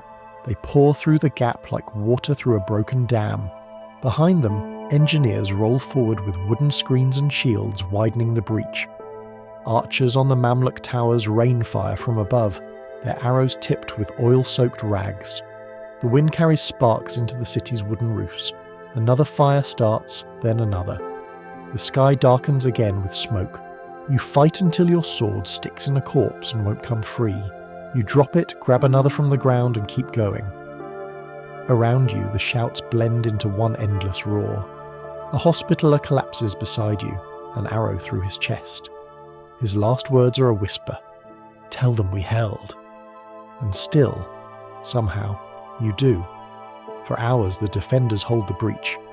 When the Mamluks pull back briefly to regroup, cheers ripple through the line, hoarse, ragged, disbelieving, but the respite lasts only minutes. A new engine rolls forward, a massive battering ram sheathed in iron. It slams into the makeshift barricade again and again. Each blow shakes your teeth. Behind it march infantry with axes, hacking at debris, opening a path for the cavalry behind them. "Fall back to the second wall," Beaujeu orders. The knights obey reluctantly, retreating through the narrow streets as the enemy surges forward. Arrows chase them. One strikes the Grand Master in the armpit, slipping through a gap in his mail. He staggers. A nearby knight catches him. "My lord, you're wounded," Beaujeu shakes his head. "It's nothing," he mutters, though blood seeps through his fingers. He tries to take another step and collapses. The knights drag him back under cover. Someone cries out, "The Grand Master is dead." Beaujeu opens his eyes, forces a faint smile and whispers, "I am not dead yet, my brothers. God forbid I die before I've earned it." He waves them on, back to the inner wall. Hold Acre for as long as the Lord allows. By midday, the outer wall is lost. The Mamluks flood through the breach, raising their banners atop the rubble. Trumpets blare across the plain. From his pavilion, Sultan al-Ashraf Khalil watches the smoke rise and nods once. The first gate is open, he says. The defenders retreat through the market of the chain, turning every alley into a battleground. Arrows hiss between stalls once filled with silks and spices. Blood pools where merchants once haggled over gold. The bells still ring, though no one knows who's ringing them. Maybe no one at all. The inner walls of Acre now bear the weight of salvation. The Templars seal the gates, setting up barricades of wagons and stones. The Hospitallers drag the wounded into churches converted into field hospitals. The people, those who haven't fled to the harbour, gather in the squares, waiting, praying, staring at the burning sky. As night falls, the Mamluk drums echo again, slow and certain. Fires glow along the new line of conquest. Acre's defenders watch from behind their battered ramparts, faces streaked with soot and blood, their breath steaming in the cool night air. Somewhere behind you, in the darkened church of St. Andrew, a priest whispers a single sentence. The first wall has fallen. No one answers. The silence afterward feels like mourning. And beyond the city, the Sultan's horns call once more. The siege will not pause. The storm has found its opening, and now it means to devour everything. The dawn that follows is not light, but smoke. The sun claws through a sky the colour of iron, and what little brightness filters into Acre only glints off ash and blood. The outer wall is gone. The Mamluks have breached the city. The thunder of their drums shakes the air, pounding like the heartbeat of judgment itself. You stand in the market of the chain, once the proud centre of Acre's wealth, now a maze of overturned carts, fallen beams and corpses. The smell of rot and salt mixes with the acrid stench of burning oil. The cobblestones are slick beneath your boots, and every gust of wind carries embers from the fire spreading through the city. The Templars, Hospitallers, and what remains of the city militia have pulled back to the inner defences, a line of barricades thrown together overnight across the main thoroughfares. Barrels, wagons, stone blocks, anything that can slow the tide. You can hear the crackle of torches and the scrape of metal as they brace for impact. At the head of the line, Guillaume de Beaujeu, the Templar Grand Master, leans heavily on his sword. His white mantle is soaked crimson from the wound in his side, but he refuses to leave the field. "They think we'll run," he says hoarsely. "Let them see otherwise." He raises his hand, the horns sound. The Mamluks surge into the city like a living flood. Their banners twist through the smoke, black, gold, emerald, flashing between towers and rooftops. You can see them coming up every street, shields locked, blades gleaming, voices rising in a single terrible cry. Allahu Akbar. The first wave hits the barricades. The impact is like thunder. Shields slam, swords clash, arrows hiss through the air. The narrow streets funnel the attackers into killing lanes, but there are too many. For every Mamluk who falls, two more push forward. The defenders fight shoulder to shoulder, hacking, stabbing, shouting. The only prayer they still believe in. Hold. A Hospitaller beside you raises his sword just as a spear bursts through his chest. He stares at it, almost surprised, then collapses. You step over him and drive your blade into the gap of an enemy's armour. He screams, falls, and is trampled. There's no space to breathe, no pause, no mercy. The city has become a single, endless melee. Overhead, fire spreads from roof to roof. Burning debris rains down. You see a house collapse in flames, burying both attackers and defenders beneath rubble. The air turns thick, unbreathable. You taste blood and ash with every gasp. At the northern gate, the Hospitallers form a tight phalanx, their black cloaks streaked with soot. They fight with grim precision, their formation holding even as waves of Mamluks crash against them. "Back to the square," their commander shouts. They fall back in perfect order, shields locked, bodies moving as one. Meanwhile, in the southern quarter, the Templars fight a desperate rearguard action. The narrow alleys work to their advantage. Knights with longswords and axes cut down enemies one by one, using the choke points to stall the advance. But even here, the tide is rising. Mamluk archers climb the rooftops and fire down into the streets, their arrows slicing through the smoke. A creaking roar splits the air. One of the Mamluk siege towers, now pushed directly into the heart of the city through the ruined wall, collapses in flame. The explosion sends shockwaves through the battlefield, a brief flash of triumph amid chaos. Men cheer, then cough, then fight again. Beaujeu staggers forward, still at the front. His face is pale but resolute. "For the cross!" he cries. "For Acre!" A spear arcs through the smoke. It strikes him square in the chest, sliding under his armour. He gasps, a sharp, wet sound, and drops to his knees. The knights around him freeze. "My lord!" one shouts. Beaujeu presses a hand to the wound, then looks up, his face twisted in pain and defiance. "I am not dead yet," he whispers, echoing his old words, but soon enough. "Hold the line." They drag him back toward the Templar stronghold, his sword still clenched in his hand. Within minutes, word spreads through the ranks. The Grand Master is mortally wounded. Some men falter, others fight harder. The battle becomes personal now, not for kings, not for popes, but for the man who refused to leave them. In the central square, the two sides collide again. Civilians caught between them scream and scatter. A mother runs with a child in her arms, only to vanish in the crush of bodies. The sound is unbearable. Steel on steel, men shouting in Latin and Arabic, the crack of collapsing timbers, the hiss of fire. You find yourself fighting beside a Venetian sailor wielding a boarding pike, both of you covered in soot. "We'll die here," he says between swings. "Then die loud," you reply. And you both laugh, a mad, exhausted laugh that sounds almost like courage. Hours pass. Time blurs into a haze of smoke and blood. The Mamluks keep advancing, house by house, street by street. Every barricade becomes a tomb. The defenders fall back toward the harbour, dragging the wounded behind them. The sea breeze offers no comfort. It just spreads the flames faster. By mid-afternoon, the market of the chain is lost. The Mamluks seize the crossroads, driving the survivors toward the inner walls of the Templar quarter and the hospitaller compound. Trumpets blare from the Sultan's camp. 3 long notes, the signal of victory. In the chaos, Jean de Villiers, the Hospitaller Grand Master, takes command of what remains of the defenders.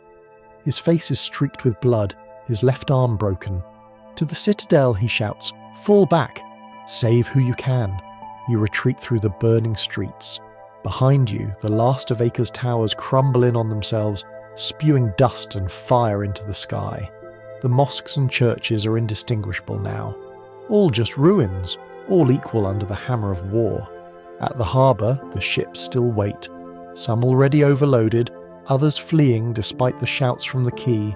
Civilians throw themselves into the water, swimming toward the boats. The sea foams red. You look back one last time. From the heart of the city rises a pillar of smoke so vast it blots out the sun. The drums of the Mamluks grow louder, echoing through the narrow streets like the footsteps of fate. Acre is falling, house by house, breath by breath. But the knights still fight, on rooftops, in doorways, in alleys where the dead outnumber the living.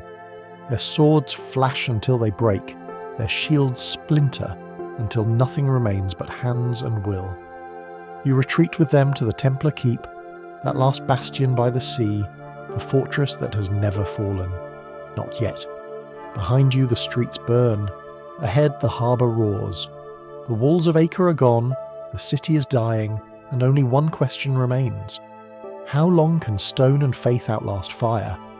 The Templar fortress stands at the edge of Acre like a defiant monument to lost glory. A sheer wall of white stone rising above the harbour, its towers blackened by smoke but unbroken. Built generations ago, it was the envy of kings and the dread of invaders. Now, it is the last refuge of the living. You reach its gate as the sky turns red with fire. Behind you, the city burns in layers. Outer walls flattened, streets buried in ash, the sound of screams muffled beneath the relentless crash of collapsing roofs. Ahead, the sea churns with ships fleeing west, their sails lit orange by the flames. The fortress gate slams shut behind the last group of defenders, sealing the survivors inside. There are perhaps 3,000 souls left. Knights, soldiers, sailors, priests and civilians who refuse to flee. The corridors are packed with the wounded. Children cry in the shadows, monks whisper last rites over men still breathing. The smell of sweat and blood hangs heavy, mixing with the faint tang of salt from the sea below. In the great hall, lit by flickering torches, Guillaume de Beaujeu lies on a cot, his armour half removed, his chest bound in linen. His breathing is shallow, each word a struggle.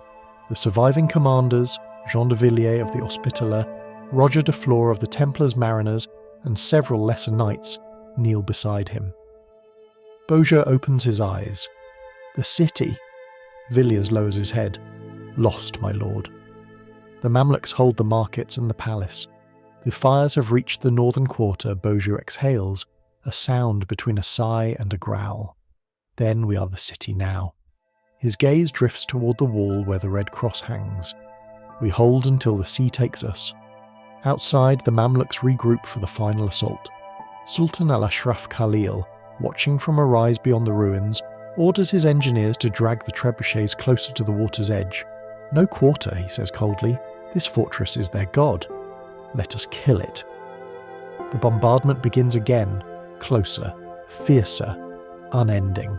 Stones hammer the fortress walls with dull, rhythmic thunder. Each impact shakes the floor, knocking dust from the vaulted ceilings. The defenders plug cracks with rubble and pitch. The knights pray as they work, muttering pater nosters through gritted teeth. Night falls, but the sky is still bright, a burning halo from the city behind them. The sea reflects it, turning the harbour into molten gold. The Templar archers stand on the battlements, shooting by the light of the flames. Below, in the outer courtyard, wounded soldiers line the walls, too weak to fight but too proud to leave. At dawn, the Mamluk assault begins. Drums pound, horns blare. Waves of infantry charge the fortress gate. The ground shakes under their march. Arrows streak upward in black clouds, thudding into shields and flesh alike. The Templars' counterfire is ruthless. Crossbows twang in perfect rhythm. Boiling oil cascades from the parapets.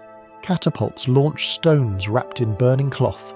The first wave breaks, then the second, but the third presses on, piling bodies at the base of the walls until their dead form steps for the living. A siege tower lurches forward on massive wheels. Its top crashes against the battlements, disgorging soldiers onto the walls. The clash is brutal. Steel on steel, screams echoing between towers. You fight beside men who have lost brothers, homes, everything. No one gives ground. From the harbour side, ships try to get closer, their captains desperate to rescue whoever they can. The wind whips the sails, the waves batter the hulls, but the shoreline is chaos. Arrows rain down from the Mamluks, and flaming projectiles turn the sea itself into a trap. One galley catches fire and sinks, taking 200 refugees with it. The survivors swim toward the fortress, clinging to debris, but few make it. Inside, Beaujeu can no longer rise. His eyes flutter open as another explosion rocks the hall.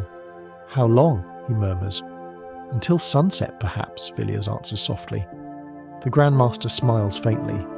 Then let us die at sunset. His hand gropes for his sword, resting across his chest. He grips it once, as if shaking an old friend's hand, then falls still.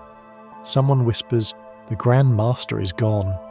Villiers bows his head, crosses himself and says, "Then we fight in his name."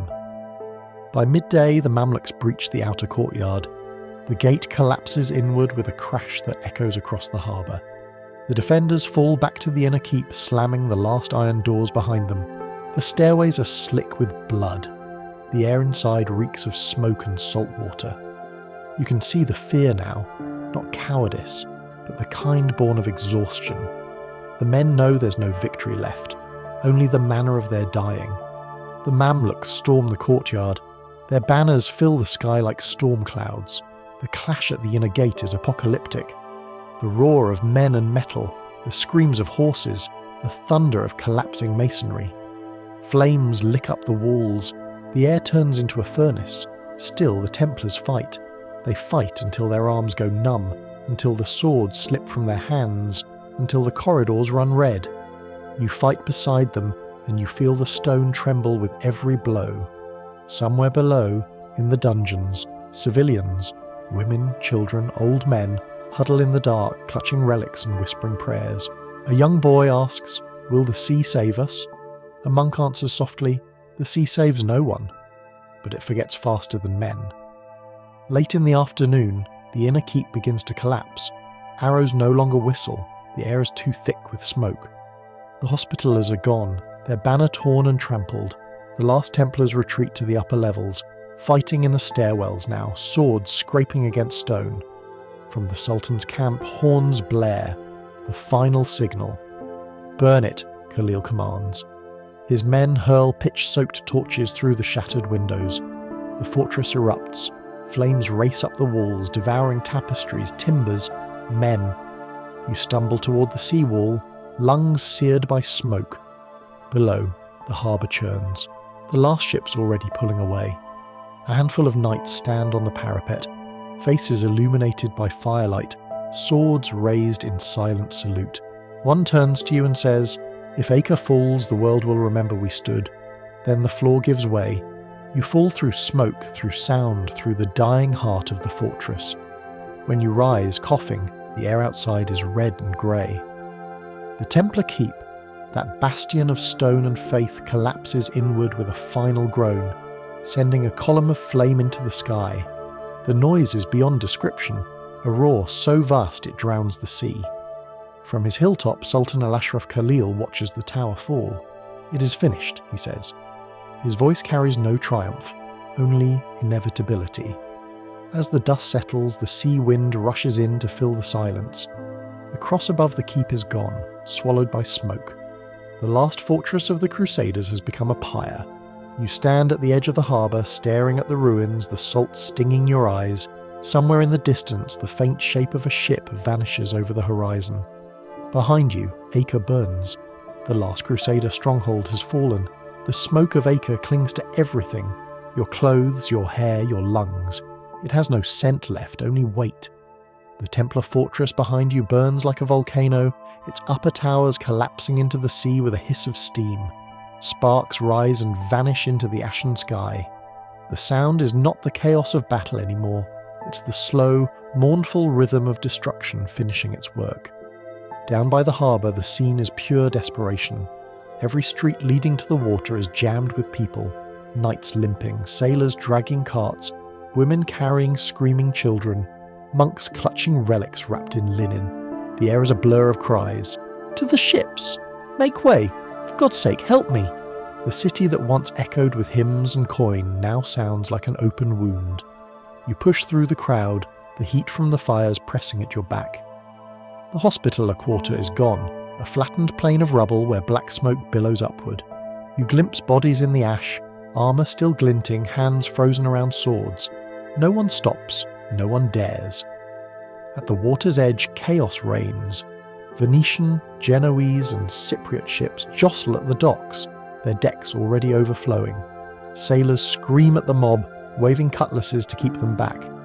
The planks groan as desperate hands claw for a place aboard. Some leap into the sea, clutching at ropes and hulls. The water churns red as they're crushed or drowned. A Templar sergeant, his armour scorched and dented, shouts over the roar, "Women and children first!" But his order vanishes in the noise. A merchant tries to bribe his way aboard with a purse of gold, only for the sailor to hurl it into the water. "Gold won't float," he spits, pulling away the gangplank.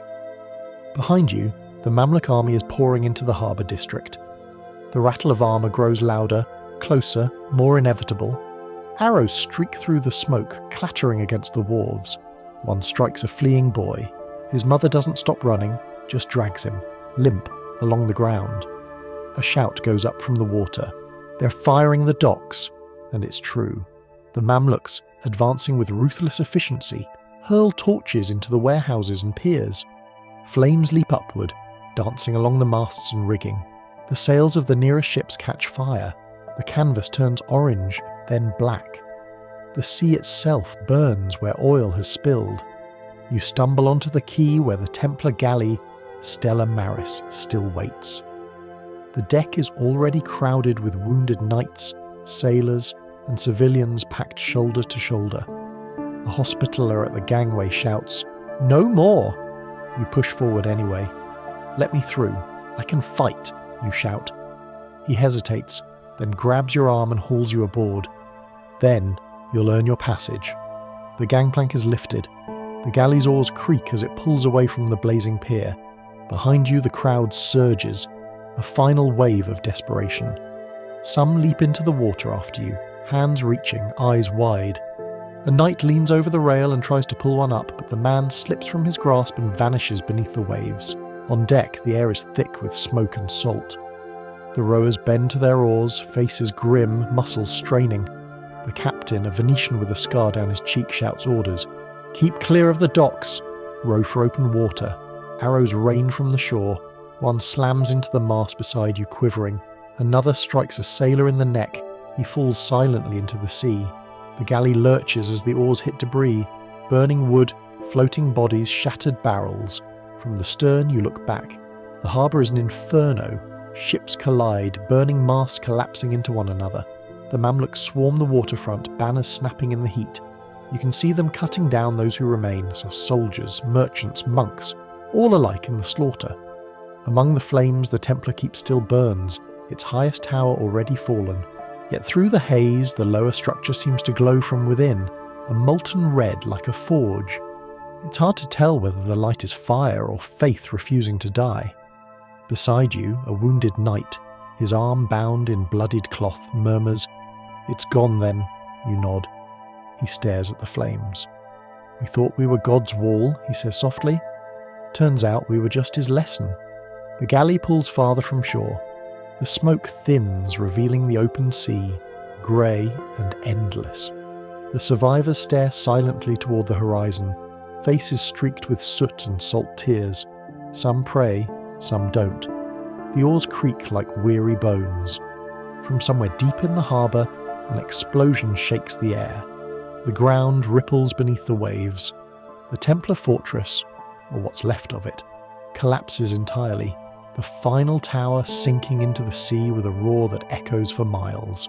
A column of black smoke rises in its place, towering into the sky like a gravestone. You feel the shock wave hit the ship, rocking it violently. Everyone turns to watch the last of Acre vanish beneath the waves. A woman clutches her child and whispers, "It's gone!" The child doesn't answer. He just watches, wide-eyed, as the flames flicker smaller and smaller on the horizon. Behind you, Sultan al-Ashraf Khalil rides his horse down to the water's edge. His armour gleams beneath the smoke. He dismounts, kneels in the surf and scoops up a handful of seawater. "For 200 years," he says to his emirs, "the Franks have soiled this shore. Now the sea is clean again." He rises, lifts his hand, and the Mamluks cheer. Their voices carry over the waters to single thunderous cry of victory. On board the galley, the survivors bow their heads. The wind carries away the smell of smoke, replacing it with the cold, sharp scent of salt. The ship turns west, oars biting into the water, the city behind you shrinking into a blur of fire and memory. A young monk whispers a psalm. The sea is his, for he made it. But the words sound hollow now. You glance back one last time. The coast of Palestine glows faintly in the distance, lit by the dying fires of Acre. A few black banners still flutter where the towers once stood. The land looks peaceful again. Too peaceful. The Crusader dream has ended, not with triumph, not even with surrender, but with exhaustion.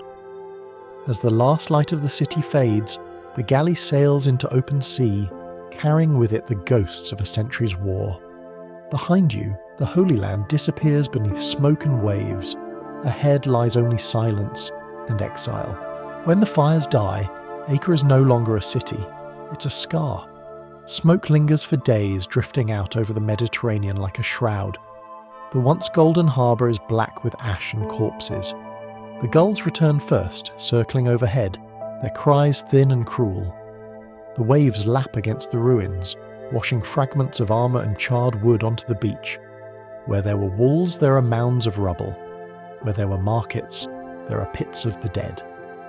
From his tent on the northern hill, Sultan al-Ashraf Khalil surveys the aftermath. The morning light catches the polished steel of his armour, the jewels on his sword hilt dulled by dust. He says nothing for a long time. Only the wind speaks, rattling the burnt banners still hanging from the towers.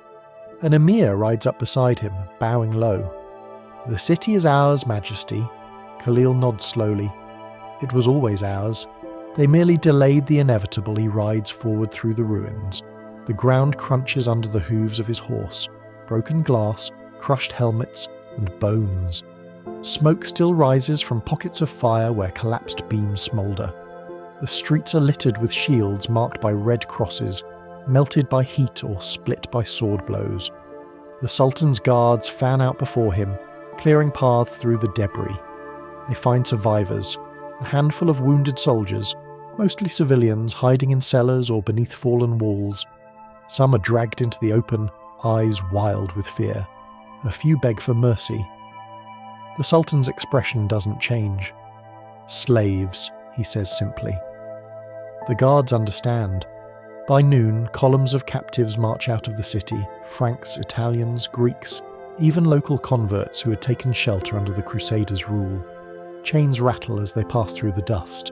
Among them walk women in torn veils, children too tired to cry. The stronger ones are herded toward Cairo. The rest are left behind. Inside the city, the work of cleansing begins. The Mamluk engineers, meticulous as ants, move systematically from quarter to quarter. They topple what remains of the towers, dig out the basements, and pour seawater over the ruins to douse any lingering embers. The mosques of Acre, those the Crusaders had turned into churches, are reconsecrated with new prayer banners. A muezzin climbs to the shattered top of the Cathedral of St. John and calls the adhan, the call to prayer, over the silence. His voice rings clear and strong through the ruins. God is greater. There is no God but God. For the first time in 2 centuries, the Holy Land's coast echoes with that sound uninterrupted. Yet even amid triumph, there's unease. The Sultan's men move carefully, watching the ruins as though expecting ghosts. Some claim they hear voices at night, prayers in Latin whispered between the fallen stones. Others see shapes in the smoke, armoured figures walking the streets where none should be. The older soldiers mutter that the land itself is remembering, that too much blood has soaked into the earth for it to forget. Khalil ignores them. He has no patience for superstition. Instead, he turns his attention to rebuilding. Acre will not be left as a trophy of ruin. It will be erased and remade. He orders his architects to survey the site for a new fortress, one that will guard the coast against any future invader. No wall of theirs shall rise again, he declares, only ours. His scribes record the proclamation. By decree of Al-Ashraf Khalil, servant of God and ruler of Islam, let Acre be torn stone from stone, its harbour sealed, its name forgotten. Thus ends the age of the Franks. The Mamluk soldiers cheer, but quietly. They are weary. The campaign has been long, the fighting brutal. Some of them, looking at the ruins, feel no joy at all, only the strange emptiness that follows victory. That night, the Sultan hosts a feast in his pavilion. Lanterns hang from poles and platters of roasted lamb and sweet figs are laid out. The generals eat, laugh, boast. But even here, the smoke from the city drifts through the air, stinging their eyes. Khalil sits apart, silent, staring into the flames. When an emir toasts him as the destroyer of the cross, he raises his cup but doesn't drink. God destroys, he says quietly. We only carry his tools. Outside the tent, the ruins hiss in the wind. In the days that follow, the Sultan sends letters across the Muslim world, to Cairo, Damascus, Baghdad, even Granada. Each carries the same message. The last fortress of the Franks in the east has fallen. Islam is purified. Jerusalem is safe. In the mosques, the imams read his words aloud and the cities erupt in celebration. Candles are lit, poems are written, sermons given praising Khalil as the sword of divine justice. But in Europe, the news arrives like a thunderclap of grief. In Rome, the Pope weeps. In Paris, Venice and Genoa, church bells toll in mourning. Preachers call for another crusade, but no armies answer. The kings of the West are too busy fighting one another to reclaim a dream already turned to dust. The sea between Acre and Cyprus fills with survivors, ships limping west, decks crowded with refugees. They carry what little remains of the Latin kingdom, a few relics, a few banners, a memory. When they reach Famagusta, the Cypriot king weeps on the dock. The Holy Land is lost, he says. We are exiles from God's promise. Back in Acre, the Mamluks finish their work. The last towers are pulled down, their stones thrown into the harbour to block the anchorage. The sea swirls grey and silent over them, as if swallowing the past. Fishermen say that years later, when the tide is low, you can still see the tips of the Templar ruins beneath the waves, the ghosts of a fortress that once defied the world. On the final day of demolition, Sultan Khalil rides alone along the shore. The wind whips his cloak, carrying the taste of salt. He looks out at the water, calm, endless, indifferent. So much blood, he murmurs, and yet the sea forgets it all. His horse snorts, stamping the wet sand. Behind him, the ruins of Acre fade in the mist, no longer red, no longer burning, just grey.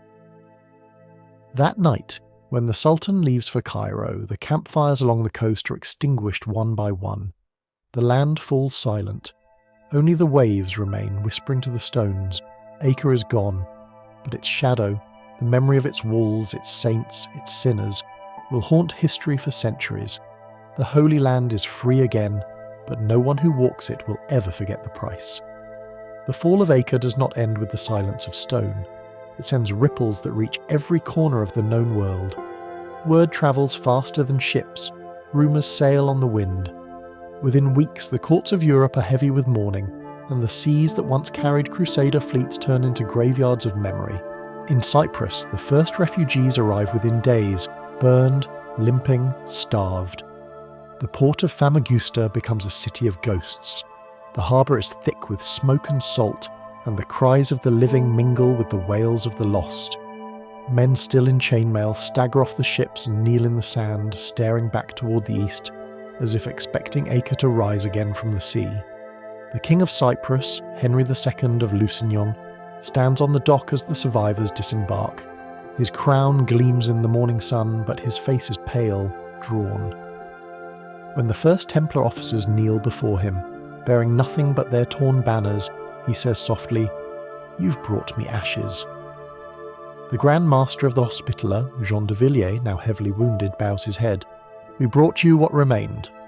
The king helps him to his feet, saying nothing. The two men stand together, watching the horizon. Behind them, the Cypriot courtiers whisper, "The Holy Land is gone," and they're right. Acre's fall is not a battle lost, it's a world undone.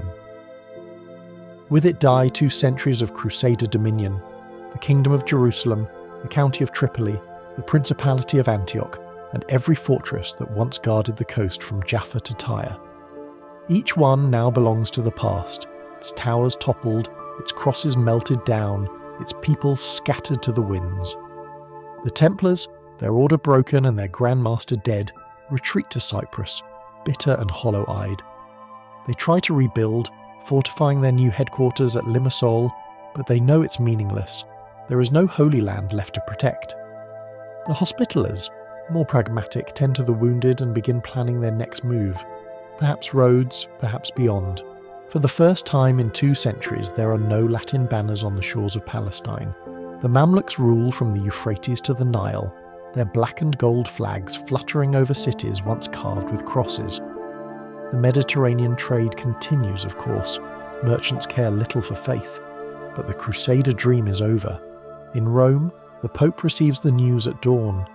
He locks himself in his chapel for a full day. When he emerges, his beard is wet with tears. "God has tested us," he tells the cardinals, but his voice trembles. The words sound like ritual, not conviction. There will be no new crusade. Europe's kings are too busy fighting each other. France and England locked in feud, Aragon in rebellion, Italy in chaos. None have the will to sail again for Jerusalem. In the taverns and marketplaces of Venice and Genoa, sailors tell stories of Acre's last hours, of fire raining from the sky, of knights fighting waist-deep in blood, of a fortress swallowed by the sea. They say the harbour boiled as the city burned, that angels were seen in the smoke, that the sound of the final collapse was heard as far as Tyre. Everyone listens, everyone shakes their head, and then they move on. The memory of the Crusades begins to fade, not erased, but absorbed into legend. For the East, it becomes a story of endurance, of the faithful reclaiming what was lost. For the West, it becomes a parable of pride, of greed, of the futility of war. Chroniclers will argue over its meaning for centuries, each side claiming divine purpose in the same rivers of blood. Meanwhile, in Damascus, Sultan al-Ashraf Khalil enters to a hero's welcome. The city's gates are draped in green silk and the people shower him with petals. Poets call him the sword of God's vengeance. Children line the streets chanting his name. But even in victory, the Sultan looks uneasy. He has seen too much. The faces of the dying, the flames that refuse to be extinguished. When his courtiers praise him for destroying the infidels, he replies, "I destroyed a city, not a faith." Those who hear him pretend not to understand. In Cairo, the caliph leads prayers of thanksgiving in the Al-Azhar Mosque, his voice trembling with awe. But outside the mosques, life goes on. Markets bustle, children play, fishermen mend their nets. The war that consumed generations has ended, and the world simply moves forward. Years pass. The ruins of Acre sink deeper into the sea. Fishermen avoid the spot, claiming their nets snag on bones and buried iron. Travellers say that on certain nights, when the moon is full, the waves glow faintly red, and if you listen closely, you can still hear the echo of drums beneath the surf. In Europe, a generation grows up that has never seen the Holy Land, never walked its streets, never smelled its spices or felt its dust beneath their feet. The Crusader orders fade from memory, their names whispered only in monasteries and dusty archives. By the early 1300s, even the Templars themselves are accused of heresy. Kings who once begged them for loans now seize their wealth and imprison them. In 1312, under pressure from King Philip IV of France, the Pope dissolves the order. Their leader, Jacques de Molay, dies at the stake, cursing the king's lineage. The irony is bitter. The knights who defended the cross are now burned by the very men they served. The Hospitallers, luckier or wiser, survive. They move their base to Rhodes, and later to Malta, where they become sailors instead of soldiers. Their black banner with the white cross will still fly centuries later, faint but alive. The dream of Jerusalem, however, never truly returns. Pilgrims still travel there, but they go quietly, without banners, without armies, without illusions. History shifts. The Crusades become stories, then myths, then warnings. The East forgets their faces but remembers their fire. The West remembers their faith but forgets their folly. Both are right and both are wrong. In the end, the Holy Land returns to what it always was, a mirror. Every empire that looks into it sees only itself. And yet, sometimes, when sailors cross the waters where Acre once stood, they swear they see something. Just under the surface, shimmering in the depths, stone walls, broken crosses, a city sleeping beneath the sea, dreaming of banners and bells and a sky full of arrows. No one dives for it. Some things are better left to memory. Centuries pass, and the wind that once carried the smell of Acre's fires now carries only salt and silence. The ruins sleep beneath the water, their outlines blurred by coral and silt. Fish dart through archways that once framed cathedrals. Seaweed grows over the stones of the Templar keep. The sea, true to its promise, forgets, but people do not. You stand on that same shore, not as a knight now, but as a listener across time. The surf rolls against your feet, whispering the names that history left behind. Beaujeu, Villiers, Khalil, names carved once into banners and marble and now dissolved into the tide. Each wave seems to carry a voice, a fragment of prayer, a sigh of regret. The legacy of Acre isn't carved in victory or defeat, it lives in the echoes.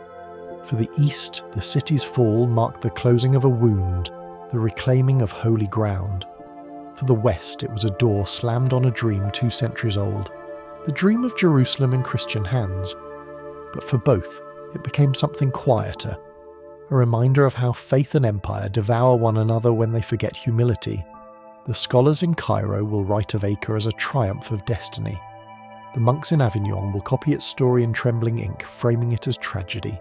Generations later, sailors will tell tales of the fortress that fought the sea, of ghostly bells tolling beneath the waves. None will agree on what the story means. And maybe that's the point. Acre means whatever time needs it to mean. The Mamluks in their glory will themselves fade. Their palaces will crumble, their banners rot. Centuries later, when the Ottomans rise and claim these same coasts, even they will walk the sands of Acre and find the same ghosts waiting. The sound of waves breaking against invisible walls, the feeling that the ground remembers. Empires rise, burn bright, and vanish. Only the wind remains constant.